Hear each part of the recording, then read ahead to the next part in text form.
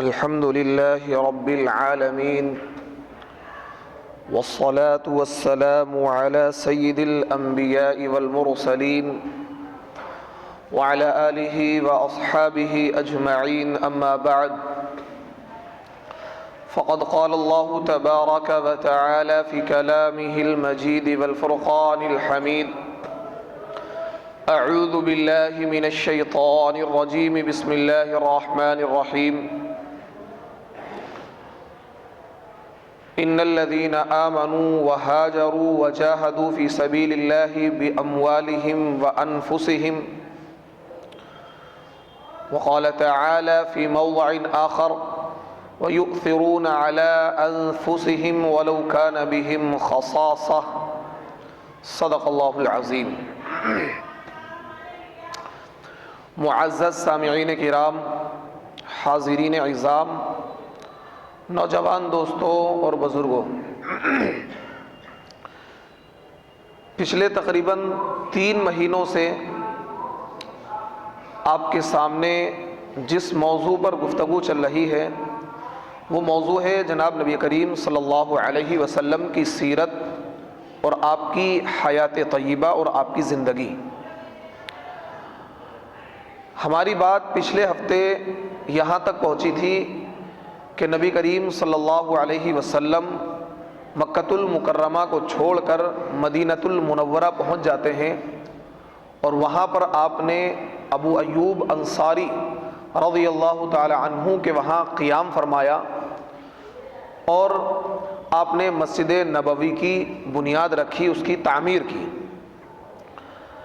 اور ایک بہت ہی اہم کارنامہ آپ نے یہ انجام دیا کہ مہاجرین اور انصار، مہاجر ان صحابہ کو کہتے ہیں کہ جو مکے کو چھوڑ کر مدینے آئے، کیونکہ مہاجر یہ عربی زبان کا ورڈ ہے، اس کے معنی آتے ہیں اپنے گھر بار کو چھوڑ دینا۔ تو مہاجر اس لیے کہلائے کہ انہوں نے اپنے گھر بار کو چھوڑ دیا، دین کی عظمت کے خاطر مکے کو چھوڑ کر وہ مدینہ تشریف لے گئے۔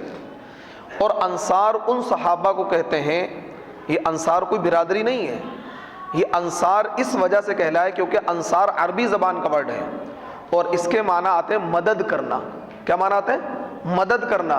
اور مدینے کے اندر جو صحابہ آباد تھے ان کے خاندان کے نام تھے اوس اور خزرج، 2 قبیلے 2 خاندان آباد تھے مدینے کے اندر، اوس اور خزرج۔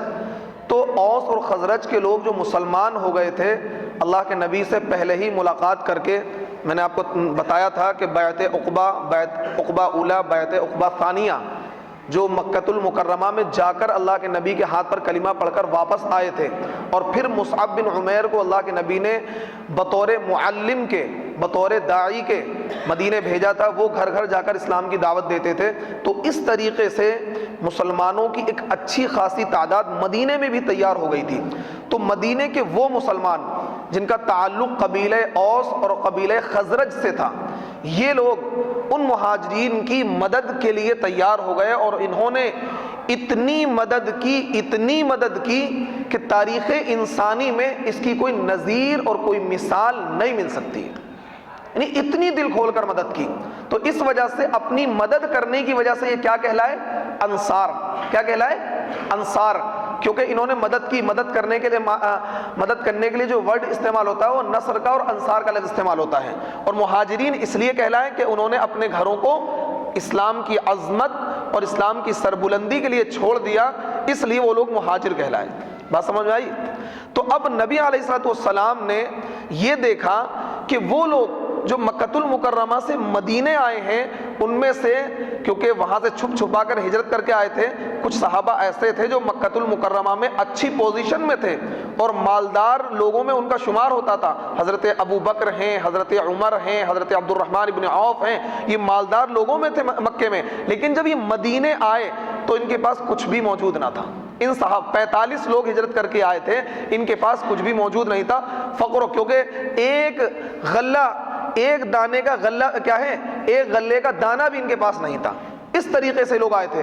اب نبی علیہ الصلوۃ والسلام نے منظر دیکھا تو آپ علیہ الصلوۃ والسلام نے تمام انصار کو بلایا، اور حضرت انس جو اللہ کے نبی کے خادم خاص تھے، ان کے مکان میں تمام انصار صحابہ کو، مہاجرین صحابہ کو جمع کیا اور یہ کہا کہ تمہارے یہ مہاجر بھائی جو اپنے دین کی وجہ سے اپنا گھر بار چھوڑ کر آئے ہیں، یہ بالکل نادار ہیں، میں چاہتا ہوں کہ تم لوگوں میں سے ان کو کیا ہے تمہارا بھائی قرار دے دوں۔ اس کو کہا جاتا ہے مواخات۔ کیا کہا جاتا ہے؟ مواخات، یعنی آپس میں ایک دوسرے کو بھائی بنا دینا، آپس میں ایک دوسرے کو بھائی بنا دینا، اس کو مواخات کہا جاتا ہے۔ تو ایک مہاجر کو اللہ کے نبی کھڑا کرتے اور ایک انصار کو کھڑا کرتے اور یہ کہتے کہ آج سے تم دونوں آپس میں بھائی بھائی ہو، آج سے۔ اور اس کا مقصد کیا تھا؟ مقصد یہ تھا کہ یہ انصار جو اپنے مکان میں ہے، اپنے مقام پر ہے، اپنے وطن میں ہے، اس کے پاس کیا ہے ساری چیزیں ہیں، باغ بھی ہے، کھیتی بھی ہے، مال و دولت بھی ہے، تو یہ اپنے اس مال و دولت میں اپنے اس بھائی کو شریک کر لے۔ کیوں؟ بھائی کیا ہے پراپرٹی میں شریک ہوتا ہے نا، تو یہ نہیں صرف زبان سے کہہ دیا بھائی آج سے تمہارا بھائی ہے، ٹھیک ہے جی بھائی ہے، بس زبانی جمع خرچ نہیں۔ اللہ کے نبی کا مقصد یہ تھا کہ جب میں ایک مہاجر کو ایک انصار کے سپرد کر دوں گا اور یہ کہہ دوں گا آج سے تمہارا بھائی ہے، تو وہ اپنے مال و دولت میں اس کو شریک کر لے تاکہ اس کی غربت، اس کا افلاس اور اس کی تنگدستی ختم ہو جائے۔ لیکن آپ قربان جائیے ان انصار صحابہ پر کہ انہوں نے نبی علیہ الصلوۃ والسلام کے اس مواخات کے سلسلے کا حق ادا کر دیا، اور تاریخ انسانی میں، پوری دنیا کی تاریخ میں انصار جیسا دل اور انصار جیسی فراخی کسی کے اندر موجود نہیں جو انہوں نے صحابہ کے تئیں دکھلائی۔ لیکن آپ قربان جائیے مہاجر صحابہ پر بھی کہ انہوں نے ان میں سے اکثر صحابہ نے خودداری کا حق ادا کر دیا، اکثر صحابہ نے خودداری کا حق ادا کر دیا۔ جب آپس میں مواخات کرائی تو جو مہاجرین کی مواخات انصار سے کرائی گئی، 45 صحابہ تھے، ان کی مواخات انصار سے کرائی گئی کہ آج سے ابو بکر کیا ہیں فلاں انصاری صحابی کے بھائی ہیں، آج سے عبد الرحمن ابن عوف سعد ابن ربی کے بھائی ہیں، آج سے حضرت عمر ان صحابی کے بھائی ہیں۔ مطلب اس طریقے سے آپس میں نام لے لے کر آپ نے دو صحابہ کو، ایک مہاجر کو ایک انصار کو بھائی قرار دے دیا۔ تو اس طریقے سے وہ جو انصار صحابہ تھے وہ اپنے بھائی کو گھر لے جاتے کہ بھائی دیکھو یہ میرا اتنا بڑا گھر ہے، یہ کیا ہے، یہ میری زمین ہے، یہ میرا باغ ہے، اب اس میں سے آپ چھانٹ لو، اس میں سے میں آدھا آپ کو دے دوں گا، اس میں سے آدھا میں آپ کو دے دوں گا۔ اب کیونکہ مدینے کے جو مکہ المکرمہ سے جو صحابہ آئے تھے وہ کیونکہ مکہ جو ہے سنگلاخ وادی ہے اور بڑے پہاڑ ہیں، وہاں ہریالی بالکل نہیں ہے۔ کیوں؟ پہاڑی پہاڑ ہیں اور ریتیلے اور پتھر والے چٹان والے پہاڑ ہیں، وہاں کھیتی نہیں ہوتی ہے۔ تو وہ جو صحابہ جو ہجرت کر کے آئے تھے وہ کھیتی سے بالکل ناآشنا تھے، انہیں کھیتی کی ABCD بھی نہیں پتا تھی۔ اب وہ کہنے لگے اچھا جو انصار صحابہ تھے ان کے پاس کھیتی تھی اور ان کے پاس باغات تھے لیکن مال و دولت نہیں تھا کہ وہ مال و دولت دے دیتے۔ زمین تھی، بھائی زمین میں آدھا آپ لے لیں، مکان ہے تو آدھا مکان آپ لے لیں، آدھا میں لے لیتا ہوں۔ تو اب ان صحابہ نے کہا کہ ہم آپ کی کھیتی میں شریک نہیں ہو سکتے۔ تو اللہ کے نبی ان انصار صحابہ نے کہا کہ کوئی بات نہیں، ہماری کھیتی میں جتنا بھی غلہ ہوگا اور ہمارے باغات میں جتنی بھی پیداوار ہوگی، محنت بھی ہم کریں گے، کھیتی بھی ہم تیار کریں گے، لیکن سالانہ جو پیداوار ہوگی اس میں سے آدھا ہم اپنے اس بھائی کو ضرور دیں گے۔ اور انہوں نے یہ کیا کہ جب سالانہ کھیتی تیار ہوتی تو اس میں سے آدھی فصل اپنے مہاجر بھائی کو دیتے، اس میں سے باغ کے آدھی رقم اپنے مہاجر بھائی کو دیتے۔ یہ انصار صحابہ نے حق ادا کر دیا، مدینے کے صحابہ نے۔ اب آپ دیکھیے ایک صحابی ہیں عبد الرحمن ابن عوف، بڑے اعلیٰ درجے کے صحابی ہیں اور عشرہ مبشرہ میں سے ہیں۔ کس میں سے ہیں؟ عشرہ مبشرہ میں سے۔ عشرہ مبشرہ کا مطلب یہ ہے کہ 10 ایسے صحابی تھے جن کے بارے میں اللہ کے نبی نے دنیا میں مہر لگا دی کہ جنتی ہیں، دنیا میں مہر لگا دی کہ جنتی ہیں، اللہ کے نبی نے ان پر مہر لگا دی۔ تو ان میں سے حضرت عبد الرحمن ابن عوف بھی ہیں۔ تو جب یہ مکہ المکرمہ چھوڑ کر مدینے آئے تو ان کے بچوں کو بھی مکے والوں نے روک لیا کہ یہ بچے تو یہیں کے ہیں، ہم ان کو نہیں جانے دیں گے۔ نہ کچھ مال و دولت لے جانے دیا، نہ بیوی بچے لے جانے دیے، بالکل تنے تنہا یہ کہاں پہنچے؟ مدینہ ہجرت کر کے پہنچے اپنے دین کی خاطر، اپنے دین کی خاطر۔ تو ان کی مواخات کرائی گئی مدینے کے مالدار صحابی ہیں سعد ابن ربی سے۔ کس سے کرائی گئی؟ سعد ابن ربی سے۔ تو وہ اپنے گھر لے گئے اور انہوں نے گھر دکھایا کہ میرے بھائی یہ میرا گھر ہے، آپ اس میں یہ اتنا بڑا مکان ہے، جس حصے کو آپ پسند کریں گے وہ حصہ میں آپ کو بانٹ کے دے دوں گا، یہ میرے باغات ہیں، ان باغوں میں سے جو باغ آپ پسند کریں گے وہ باغ میں آپ کو دے دوں گا، یہ میری کھیتی ہے، ان کھیتیوں میں سے جو آپ کھیتی پسند کریں گے وہ کھیتی آپ کو میں دے دوں گا، میری 2 بیویاں ہیں، جن بیوی کو تم پسند کرو گے اس کو میں طلاق دے دوں گا اور تم اس سے نکاح کر لینا۔ یہ کیا ہے؟ سعد بن ربی نے مواخات کا حق ادا کیا، لیکن آپ قربان جائیے حضرت عبد الرحمن بن عوف کی خودداری پر انہوں نے کہا میرے بھائی نہ تو مجھے زمین چاہیے، نہ مجھے باغ چاہیے، نہ تمہاری بیوی چاہیے، مجھے صرف یہ بتائیں کہ مدینے کا بازار کہاں پر ہے، مجھے صرف یہ بتائیں، کیونکہ مکے کے جو صحابہ تھے وہ تاجر تھے، تاجرانہ ذہن رکھتے تھے، تو انہوں نے کہا کہ آپ مجھے صرف یہ بتا دیں کہ مدینے کا بازار کہاں ہے، تو وہ سعد بن ربی ان کو لے گئے بنو قینقاع، یہودیوں کے وہاں پر قبیلے آباد تھے، بنو قینقاع، بنو نذیر، بنو خزرج، یہ 3 قبیلے یہودیوں کے آباد تھے، تو بنو قینقاع کا ایک بڑا بازار لگتا تھا، وہاں دکانیں تھیں، بازار لگتا تھا، تو حضرت عبد الرحمن ابن عوف اپنے بھائی سعد بن ربی کے ساتھ مدینے کے بازار گئے، اور وہاں صبح گئے، انہوں نے کچھ تھوڑا سا گھی خریدا اور پنیر خریدا، صبح سے شام تک خریدنا اور بیچنا کرتے رہے، خریدنا اور بیچنا کرتے رہے، چھوٹی سی تجارت انہوں نے شروع کری، کیا؟ گھی اور پنیر کی، کیا تجارت شروع کری؟ گھی اور پنیر کی تجارت شروع کری، اور یہ تجارت بڑھتے بڑھتے بڑھتے بڑھتے اتنی تجارت ہو گئی کہ جب ان کا تجارتی سامان ملک شام جانے لگا، ملک شام سے، سیریا سے اور بحرین سے تجارتیں شروع کر دی، انہوں نے ایکسپورٹ اور امپورٹ شروع کر دیا، تو 700 اونٹوں پر، کتنے؟ 700 اونٹوں پر ان کا مال، ان کا خزانہ سونا اور چاندی لد کر آتا تھا، اتنے بڑے تاجر بنے، کتنے بڑے تاجر بنے؟ 700 اونٹوں پر، ایک اونٹ پر کونٹلوں کے حساب سے سونا اور چاندی آپ لا سکتے ہیں، 700 اونٹوں پر ان کا سامان تجارت، سونا اور چاندی اور غلہ لد کر آتا تھا۔ جس وقت ان کا قافلہ، مطلب تجارت کا قافلہ باہر ملک شام سے مدینے آتا تھا تو پورے مدینے میں کوہرام مچاتا تھا، خوشی کی دھوم اٹھتی تھی کہ عبد الرحمن بن عوف کا کیا ہے؟ قافلہ آیا، تجارتی قافلہ آیا ہے، اور اتنے 1000 ٹن چاندی اور اتنے کلو سونا لے کر آیا ہے، اور اتنا مطلب مال اور غلہ لے کر آیا، اتنے بڑے تاجر بنے۔ صحابہ میں سب سے امیر ترین صحابی عبد الرحمن بن عوف ہے۔ علماء نے ان کی دولت کا حساب لگایا کہ آج دنیا کا جو سب سے زیادہ پیسے والا انسان ہے کون ہے؟ بل گیٹس، بل گیٹس ہے نا؟ کوئی اور ہے؟ چلو جو بھی ہے، اس سے زیادہ مال ہے اس کے پاس، اس سے زیادہ، یعنی حضرت عبد الرحمن ابن عوف کا جو مال تھا، دنیا کا جو امیر ترین انسان اس وقت ہے، اس سے بھی زیادہ مال تھا کس کے پاس؟ حضرت عبد الرحمن ابن عوف کے پاس، یعنی 1400 سال سے ابھی بھی فرسٹ نمبر پر ہیں، ابھی بھی فرسٹ نمبر پہ ہے، ان کی مال و دولت کیا فرسٹ نمبر پہ ہے، ان سے زیادہ مالدار ابھی بھی دنیا میں کوئی نہیں ہے جتنی مال و دولت ان کے پاس تھی۔ تو اس سے پتہ یہ لگا ایک بات کہ انسان کے مزاج میں خودداری ہونی چاہیے، ہمیں یعنی ہم کسی کے دولت پر نگاہ رکھیں کہ ہمیں کیا ہے اس کی طرف سے کچھ مل جائے، اس کے مال میں سے کچھ مل جائے، ہم اس سے کیا ہے اس سے کچھ ہدیہ مل جائے، یا اس سے کچھ تحفہ مل جائے، اس سے کچھ مانگ لیں، نہ، دوسروں کے مال پر نگاہ نہ رکھیں، اپنے بازو قوت پر بھروسہ رکھنا چاہیے، اللہ کی ذات پر بھروسہ کرتے ہوئے تجارت کو اختیار کرنا چاہیے۔ نوکری اسلام میں پسندیدہ نہیں ہے، تجارت کو پسند کرنا چاہیے، تجارت کو پسند کرنا چاہیے۔ اسلام کا محبوب مشغلہ کیا ہے؟ تجارت ہے۔ نوکری کو پسند نہیں کرنا چاہیے، نہ نوکری کی طرف بھاگنا چاہیے، تجارت کی طرف ذہن دینا، چاہے چھوٹی تجارت ہو چاہے بڑی تجارت ہو۔ مدینے کی گلیوں میں یہ عبد الرحمن ابن عوف اپنے سر پہ گھی اور پنیر رکھ کے بیچا کرتے تھے، گھی اور پنیر رکھ کے، شرم نہیں کی انہوں نے کہ بھائی میں بیچ رہا ہوں، لیکن ایک وقت آیا کہ اتنے بڑے تاجر بنے کہ ٹنوں کے حساب سے اور ملین اور بلین ڈالر ان کے پاس، یعنی اتنی بڑی تعداد ان کے پاس سونے اور چاندی کی تھی کہ آج کے مالدار ترین انسان بھی ان سے کیا پیچھے ہیں، ان کو جیب میں رکھ لیں گے، وہ اتنے مالدار تھے۔ تو اس سے پتہ یہ لگا تجارت اسلام کو محبوب ہے، اور مال و دولت اسلام کے وہاں کوئی مبغوض نہیں ہے۔ اگر کوئی انسان مال و دولت کما رہا ہے، کوئی اللہ والا، کوئی نیک انسان، کوئی عالم، کوئی امام، کوئی محدث، کوئی مؤذن کاروبار کر رہا ہے، تو آپ یہ نہیں دیکھیں بھائی یہ تو امام صاحب کاروبار بھی کرتے ہیں، اچھا ان کا تو بزنس بھی چل رہا ہے۔ بھائی یہ بزنس تو صحابہ نے کیا ہے، بزنس کرنا یہ کوئی دنیا داری نہیں ہے۔ ہمارے معاشرے میں کیا ہے، وہ مولوی لوگ پسند کرتے ہیں جس کے کپڑے پھٹ رہے ہوں، پان کی ایک آدھ پیک لگی ہوئی ہو، ٹوپی الٹی سیدھی ہو رہی ہو، اور پیروں میں ٹوٹی ہوئی چپلیں ہوں، اور بالکل کیا ہے 200 روپے والا موبائل ہو گیا، بہت بڑے اللہ والے بھائی، بہت اللہ والے ہیں، بہت سادہ رہتے ہیں، بالکل کیا ہے پھٹے پرانے کپڑے پہننے کو کیا بھائی بہت اللہ والے ہیں، یعنی کپڑے پھٹے ہوں تو اللہ والے ہیں، کپڑے کلف کے ہوں تو وہ دنیا دار ہیں، ایسا نہیں ہے۔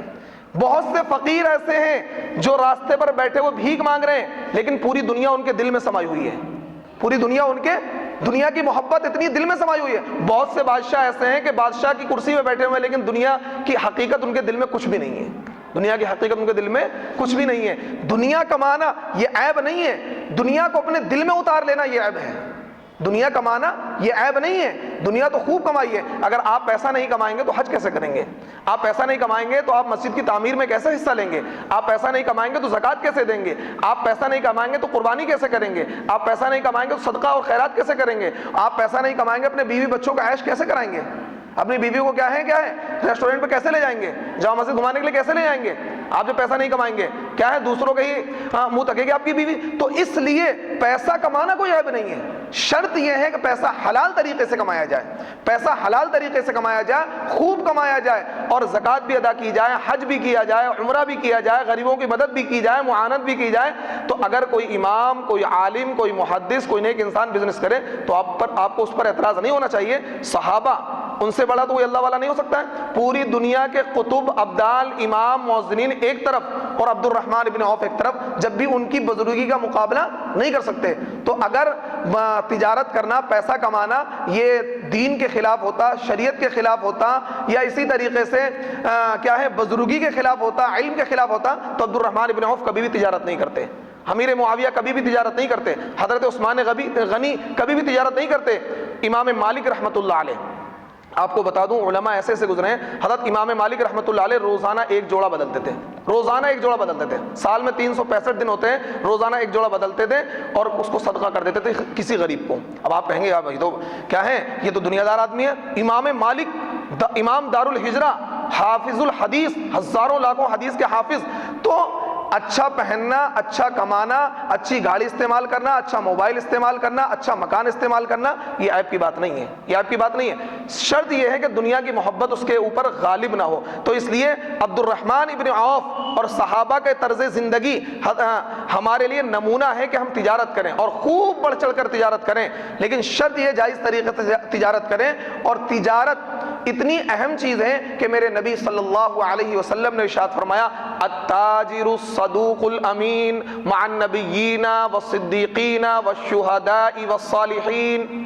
اگر آپ یہ چاہتے ہو نا کہ کل قیامت کے دن آپ کا حشر نبیوں کے ساتھ ہو، شہیدوں کے ساتھ ہو، صالحین کے ساتھ ہو، نیک لوگوں کے ساتھ ہو، تو آپ سچ بول کر تجارت کریں، جھوٹ بول کر تجارت نہ کریں، امانت کے ساتھ تجارت کریں، خیانت کے ساتھ تجارت نہ کریں، کیونکہ میرے نبی نے ارشاد فرمایا سچا اور امانت دار تاجر، سچا یعنی سچ بول کر تجارت کرے، یعنی اللہ کی قسم میری تو اتنے کی خرید بھی نہیں ہے، خدا کی قسم یہ تو اتنے کا مجھے پڑا بھی نہیں ہے، سچ بول کر تجارت کریں۔ التاجر الصدوق الامین، امانت داری کے ساتھ تجارت کریں، خیانت نہ کریں، دودھ میں پانی ملا کر نہ بیچیں، چاولوں میں کنکر ملا کر نہ بیچیں، ناپ تول میں کمی نہ کریں، بالکل صاف اور ستھری تجارت کریں، امانت کے ساتھ تجارت کریں۔ اگر آپ لوکل مال دے رہے ہیں اور اوریجنل کے پیسے نہ لیں، اور اسی طریقے سے آپ سچ بول کر تجارت کریں۔ التاجر الصدوق الامین، سچا امانت دار تاجر کل قیامت کے دن اللہ کی عدالت میں اس کا جب حشر ہوگا وہ نبیوں کے ساتھ کھڑا ہوگا، شہداء کے ساتھ کھڑا ہوگا، صدیقین کے ساتھ کھڑا ہوگا، صالحین کے ساتھ کھڑا ہوگا۔ یہ اتنا بڑا مقام ہے، یہ تجارت کو چھوٹا موٹا مقام نہیں ہے۔ آپ تجارت کر رہے ہیں تو سچ بول کر تجارت کریں، امانت داری کے ساتھ تجارت کریں، اگر دو پارٹنر ہیں تو خیانت نہ کریں، جھوٹ نہ بولیں، اس سے چھپائیں نہ، اس کے مال میں غبن نہ کریں، امانت داری کے ساتھ، سچائی کے ساتھ تجارت کریں گے تو انشاءاللہ آپ کا حشر کس کے ساتھ ہوگا؟ نبیوں کے ساتھ ہوگا، شہداء کے ساتھ ہوگا، صدیقین کے ساتھ ہوگا، صالحین کے ساتھ ہوگا۔ اور اگر آپ جھوٹ بول کر تجارت کریں گے تو آپ کی جھوٹ بول کر اور خیانت کے ساتھ تجارت کریں گے، ملاوٹ کے ساتھ تجارت کریں گے، ناپ تول میں کمی کریں گے اور گنتی میں کیا ہے فرق کریں گے، تو پھر کیا ہے آپ کا حشر کیا ہے؟ قارون اور حامان اور شداد کے ساتھ ہوگا۔ اس لیے تجارت امانت داری کے ساتھ کرنا یہ کوئی عیب نہیں ہے، پیسہ کمانا کوئی عیب نہیں، پیسہ خوب کمائیے، سچ یہ حق یہ ہے کہ سچ بول کر کمائیے۔ تو عبد الرحمن ابن عوف ایک بہت بڑے تاجر بنے، اور جب ان کا انتقال ہوا ہے تو ان کے نکاح میں 4 بیویاں تھیں، انہوں نے پھر وہاں نکاح کیے، 4 نکاح کیے انہوں نے، اور ایک ایک بیوی کے حصے میں 67 لاکھ درہم، کتنے؟ 67 لاکھ درہم، 67 لاکھ، یعنی 4 بیویاں تھیں، اور بیوی کا ہاتھ موجود ہے تو بیوی کا کون سا حصہ؟ 8واں حصہ ہے پراپرٹی میں، کتنا؟ 8واں۔ اور اگر اولاد موجود نہیں ہے، کوئی اولاد ہی نہیں ہوئی اس بیوی سے، تو پھر اس کا حصہ کیا ہے؟ اس کا حصہ چوتھا حصہ ہے، کیا ہے؟ چوتھا حصہ ہے۔ تو اتنا 8واں حصہ ہونے کے باوجود 67 لاکھ، یعنی اس 8 میں 8वें حصے میں سب کو تقسیم ہوگا، ایسا نہیں ہے 8واں حصہ سب کو ملے گا، 8واں حصہ نکالا جائے گا، اس 8ویں حصے میں سے اگر 4 بیویاں، چاروں کو اسی میں سے ملے گا، تو 67 لاکھ 67 لاکھ 67 لاکھ 67 لاکھ اب لگا لیجیے، یعنی ایک بیوی کے حصے میں تقریباً 50 کروڑ روپے آئے، 67 لاکھ درہم، کیونکہ 200 درہم کی 612 گرام چاندی بنتی ہے، کتنی؟ 612 گرام چاندی کیا ہے 200 درہم میں بنتی ہے، تو اب لگا لیجیے 67 لاکھ درہم کی کتنے کلو چاندی بنے گی، پھر اس کا موجودہ کیلکولیشن نکال کے مجھے بعد میں بتا دینا، آپ جس میں آپ لوگوں کی جس میں میتھ مضبوط ہو نا تو مجھے بتا دینا 67 لاکھ درہم کے کتنے بنیں گے، 67 لاکھ کو پیسے 4 سے ملٹیپلائی کرنا، پھر اس کو کیا ہے 200 گرام نکالنا، 200 درہم نکالنا، 200 درہم کے 612 گرام چاندی بنے گی، پھر اس کا حساب کتاب لگا کے اگلے جمعے تک مجھے کوئی بتا دینا۔ تو اتنا مال حضرت عبد الرحمن ابن عوف کے پاس تھا کہ مال و دولت کی ریل پیل تھی۔ مدینے میں پہنچنے کے بعد ابھی تک جو نماز تھی فرض تو ہو چکی تھی مکے میں، لیکن باجماعت نماز فرض نہیں ہوئی تھی، تنہا تنہا لوگ نماز پڑھتے تھے، لیکن نبی علیہ الصلوۃ والسلام کو یہ خلق تھی کہ لوگ ایک ساتھ نماز پڑھیں، اجتماعیت نظر آئے، اتحاد نظر آئے، یہ نبی علیہ الصلوۃ والسلام کے دل میں بات تھی۔ ایک دن صحابہ کو بلایا، کیونکہ لوگ الگ الگ آتے ہیں نماز پڑھ کے چلے جاتے ہیں، تو ایسا سسٹم بنایا جائے تاکہ ایک ساتھ لوگ نماز پڑھیں، تاکہ اچھا لگے، اجتماعیت نظر آئے۔ تو تمام صحابہ نے اپنا الگ الگ مشورہ دیا، کسی نے کہا کہ ایک بانس جب نماز کا ٹائم ہو اس بانس کو کھڑا کر دیا جائے، سب لوگ دیکھ لیں گے، فوراً نماز کے لیے آ جائیں گے، کسی نے کچھ کہا، کسی نے کچھ کہا، پھر یہ مشورہ ہوا کہ نماز سے پہلے ایک اعلان کرا دیا جائے گا، الصلاۃ جامعۃ، نماز تیار ہے، نماز تیار ہے، تو پھر اس کے بعد تمام لوگ اکٹھا ہو جایا کریں گے، تو یہ اعلان کیا گیا۔ لیکن اسی دن رات میں کئی صحابہ کے خواب میں ایک فرشتہ آیا جس نے اذان کی جو موجودہ کلمات ہیں، مروجہ کلمات ہیں جو ہم پڑھتے ہیں، اللہ اکبر اشہد ان لا الہ الا اللہ اشہد ان محمد رسول اللہ، یہ کلمات اس فرشتے وہ خواب کئی صحابہ کو آیا، خود اللہ کے نبی کو خواب آیا، عبداللہ ابن زید کو آیا، حضرت عمر کو آیا، کئی صحابہ کو خواب آیا کہ ایک فرشتہ آ رہا ہے اور اس نے یہ اذان پڑھ کر سنائی ہے، یہ اذان۔ تو وہ تمام کے تمام صحابی اللہ کے نبی کی مجلس میں گئے کہ ایسے ایسے اذان کے کلمات ہم نے خواب میں سنے، اللہ کے نبی نے بھی وہ کلمات سنے۔ حضرت بلال کو بلایا کہ آج سے آپ کیا ہے اذان پڑھیں گے ان کلمات کے ساتھ، تو اس دن سے باقاعدہ 5 وقت کے لیے اذان شروع ہو گئی۔ تو یہ اذان اعلان ہے لوگوں کو نماز کے لیے بلانے کا، یہ اذان اعلان ہے لوگوں کو نماز کے لیے بلانے کا، اور 5 وقت باقاعدہ پابندی کے ساتھ باجماعت نماز ہونے لگی، اور یہ سنت متواترہ ہے۔ نماز کو باجماعت پڑھنا ہمارے اوپر فرض ہے، اگر کوئی بندہ نماز تو پڑھتا ہے لیکن باجماعت نہیں پڑھتا ہے تو ان فضیلتوں سے محروم رہے گا جو فضیلت قرآن حدیث میں نماز کی بتلائی گئی ہیں۔ وہ فضیلتیں کیا ہیں کہ اگر آپ مسجد کے اندر باجماعت نماز پڑھیں گے تو ایک نماز پر 27 نماز کا آپ کو ثواب ملے گا۔ کتنی نماز کا؟ 27 نماز کا، یہ بخاری شریف کی روایت کے اندر موجود ہے۔ اور ایک روایت کے اندر 25 نمازوں کا تذکرہ ہے کہ اگر آپ مسجد میں باجماعت نماز پڑھیں گے، تو آپ کو کیا ہے 25 نماز کا ثواب ملے گا، مسجد کا تذکرہ نہیں ہے۔ تو علماء نے اس کی تشریح کری کہ اگر مسجد میں باجماعت نماز پڑھیں گے تو کتنی نماز کا ملے گا؟ 27 کا ملے گا۔ اگر وہی نماز باجماعت پڑھی لیکن مسجد میں نہیں پڑھی، گھر میں پڑھ لی، اپنے کارخانے میں پڑھ لی، تو باجماعت نماز کا ثواب مل جائے گا، 25 نمازوں کا ملے گا، لیکن 27 کا نہیں ملے گا، 27 کا مسجد میں ہی آ کر ملے گا۔ اور تنہا نماز پڑھ لی مسجد میں یا گھر میں تو صرف آپ کا فرض ادا ہو جائے گا، نماز پر جو فضیلتیں اللہ نے رکھی وہ آپ کو نہیں ملیں گی۔ تو باقاعدہ طریقے سے مدینے میں سسٹم قائم کیا گیا باجماعت نماز کا۔ ایک کام نبی علیہ الصلوۃ والسلام نے اور انجام دیا، اس کے بعد پھر جنگوں کا سلسلہ شروع ہو جاتا ہے، کیونکہ اب مدینے کو ایک ریاست بنانا تھا، اسلامی بلاک بنانا تھا، اسلامی ملک بنانا تھا، کیونکہ جب تک اسلامی بلاک نہ بنے، اسلامی ریاست نہ بنے، آپ اپنے احکام کو کیسے لاگو کریں گے؟ آپ قرآن کے قانون کو کیسے لاگو کریں گے؟ جب آج ہماری کوئی ریاست نہیں ہے، آج ہمارا کوئی قانون نہیں ہے، تو اگر ہم میں کوئی زنا کر لے تو اس کو آپ کیسے اپلائی کریں گے اس کے قانون کو؟ ہم میں سے کوئی چوری کر لے تو آپ اس کے کیسے ہاتھ کاٹیں گے؟ کیونکہ قانون ہمارے ہاتھ میں نہیں ہے، ریاست ہمارے ہاتھ میں نہیں ہے۔ تو نبی علیہ الصلوۃ والسلام نے ریاست مدینہ کی وہاں بنیاد ڈالی، تو کیونکہ وہاں پر جو مضبوط طاقت تھی وہ یہودیوں کی طاقت تھی، یہودی مالدار بھی تھے، بازاروں پر بھی قبضہ کر رکھا تھا اور پڑھے لکھے بھی تھے، تو وقتی حکمت کا تقاضا یہ تھا کہ یہودیوں کو بلا کر ان سے صلح کی نبی علیہ الصلوۃ والسلام نے، ان سے اس بات پر صلح ہوئی کہ اگر ہمارے مدینے پر حملہ ہوگا تو ہم سب مل کر اس کا دفاع کریں گے، مقابلہ کریں گے، دشمن چاہے کوئی بھی ہو، اور اگر جو ہمارا دشمن ہوگا وہ تمہارا دشمن ہوگا، جو تمہارا دشمن ہوگا وہ ہمارا دشمن ہوگا، جو تمہارا دوست ہوگا وہ ہمارا دوست ہوگا، جو ہمارا دوست ہوگا وہ تمہارا دوست ہوگا، اور مکے کے کفار میں سے کسی کو بھی آپ پناہ نہیں دیں گے، کسی کو بھی آپ پناہ نہیں دیں گے، اور مدینے پر اگر حملہ ہوتا ہے تو ہم سب مل کر دفاع کریں گے۔ رہا مسئلہ مذہبی آزادی کا، آپ اپنے مذہب کے لیے آزاد ہیں، آپ اپنی مذہبی تہوار کو ادا کریں یا مذہبی عبادت گاہوں کو آباد کریں، ہم بھی اپنے مذہبی تہوار کو ادا کریں گے، مذہبی آزادی ہمیں بھی حاصل ہوگی، تمہیں بھی حاصل ہوگی۔ یہ معاہدہ چلتا رہا، لیکن ایک وقت آیا کہ یہودیوں نے اس معاہدے کو توڑ دیا، پھر نبی علیہ الصلوۃ والسلام نے ان سے جنگ کی اور ان کو مدینے سے نکال دیا۔ تو یہاں یہ واقعات جو میں نے آپ کو سنائے ہیں یہ سن 1 ہجری تک ہے۔ اب اگلے جمعے سے انشاءاللہ سن 2 ہجری کا واقعہ شروع ہوگا، کیونکہ پھر غزوات کا سلسلہ شروع ہے۔ سن 2 ہجری میں غزوہ بدر، پھر 3 میں غزوہ احد، پھر خندق، پھر فتح مکہ، پھر اس کے بعد میں مطلب ایک سلسلہ ہے انشاءاللہ 3-4 جمعوں میں یہ نبی علیہ الصلوۃ والسلام کی اختصار کے ساتھ سیرت مکمل ہو جائے گی۔ حالانکہ نبی علیہ الصلوۃ والسلام کی سیرت اتنا جامع کانسیپٹ ہے کہ مجھ جیسا ناقص العلم سالوں سال بیان کرتا رہے گا، لیکن نبی علیہ الصلوۃ والسلام کی سیرت مکمل نہیں